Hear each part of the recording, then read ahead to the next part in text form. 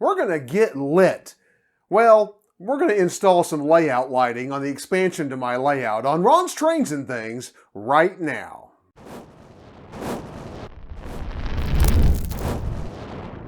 Hi, I'm Ron of Ron's Trains and Things, and if you'd like to see more model railroad tips, tools, and techniques, then be sure to subscribe down below and click that little bell icon so you can catch future videos.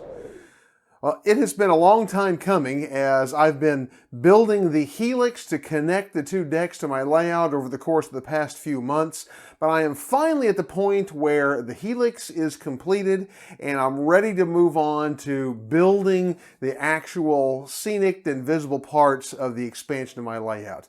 But as you can tell, even in this video, this area is pretty dark because there's no layout lighting in this area.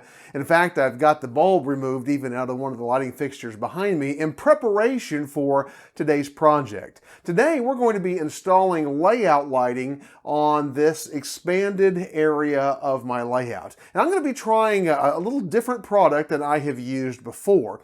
My layout that is existing is all lit with fluorescent tubing, as used to be just absolutely standard on layouts. And to be honest, I'm pretty happy with the light that I get from the fluorescent lights that I'm using. But I decided on the new part of the layout that I'm going to try some LED fixtures. In fact, what I'm using are from a company called Bararina. They're available on Amazon, and they're called the T5 Integrated Fixture. Here's one right here. And you see, it literally is an integrated fixture. Being an LED strip doesn't require a ballast. It doesn't take up a lot of space. It has this, I think, aluminum rail, which is the mounting rail and kind of the rigid part of the fixture. The globe is plastic. There's a strip of LEDs down through the middle. The beauty of these is they are absolutely simple to install. They install with just a couple of brackets that you screw onto whatever you're mounting these onto, and these snap into place. And then they have these little ports in each end of each fixture, and they come with a number of ways that you can power them. First of all, they come with a power cord that you can plug into the fixture and plug into the wall if you just have an outlet where you plan to plug these in, or maybe you have outlet power around your layout, however you would want to do that. And that comes with a rocker switch where you can turn these on and off. But these are made to where you can literally daisy chain up to 8 of these fixtures together. And so they come with these cords. This is, about 2 feet long, maybe a little bit better. And this is made to plug into the ends of 2 fixtures in order to light them. So you could plug in the plug-in with the switch on one end, and then you can use these to daisy chain 8 of the lights together. And the package that I purchased actually came with 8 of these fixtures. So you could use all 8 of them and plug them in one place, flip one switch, all of your lights come on. This comes with enough of both the plug-in power and these daisy chain cables to be able to power all 8 of them either way. So you have plenty of cables that come with this to be able to do a variety of things, and they're very flexible that way. What I'm actually going to be doing is I'm going to be hardwiring mine into the existing lighting on my layout so that the switch I have at the other end of the layout will turn these lights on with the others. Now, I also need to mention that these come with these little connectors that allow you to connect these lights together literally end to end. This plug adapter plugs into this. I can take another light, plug it right in, and literally these will connect end to end without the use of the longer cable. On this upper level that I'm going to be working on first today, literally I have exactly 8 feet along the edge that I want to light. These are 4 feet long, so I'm going to be using this connector to actually connect 2 of these together and snap them into place. Now, I do want to point out, I think you can see back here behind me, I've got a 2x4 that I've mounted to my ceiling, which is going to be what I'm going to mount my lighting to, and then also my valance will go on the front of that to hide the lighting out of sight later on. but we'll come back to that another day. It's not a very pretty 2x4, but honestly, this was a good place to use up an ugly 2x4 that I had laying around the garage, someplace where it won't be seen, but it still will function fine.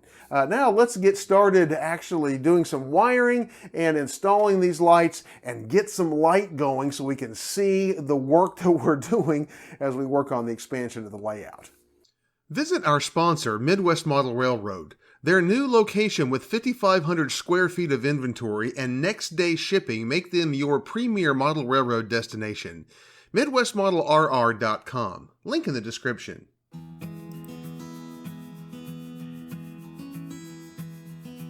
What I had not noticed in the box before I recorded that opening segment was that the fixtures come with 2 of these pigtails specifically for hardwiring the lights into a circuit, which made cutting one of the daisy chain cords unnecessary.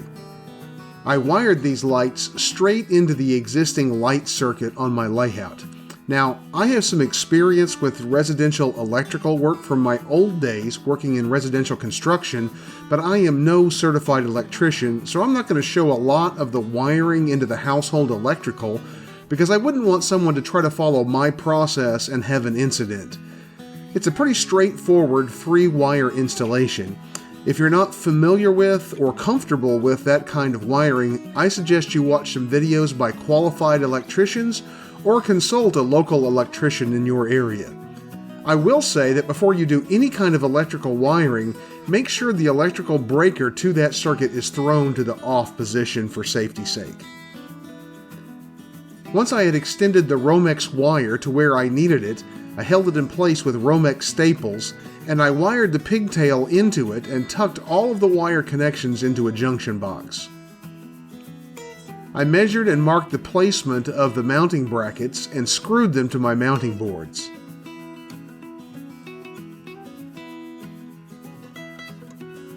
I then simply snapped the fixtures into the brackets. When mounting the fixtures directly end to end, the brackets have to be lined up perfectly. I had to move one of my brackets to get the fixture to line up and plug in, but once they were mounted in alignment, the 2 fixtures simply plugged together with ease.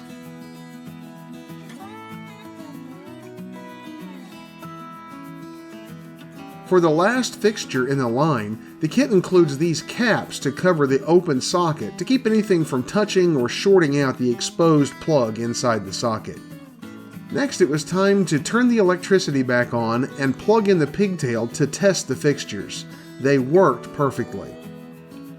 I repeated the same process on the lower deck.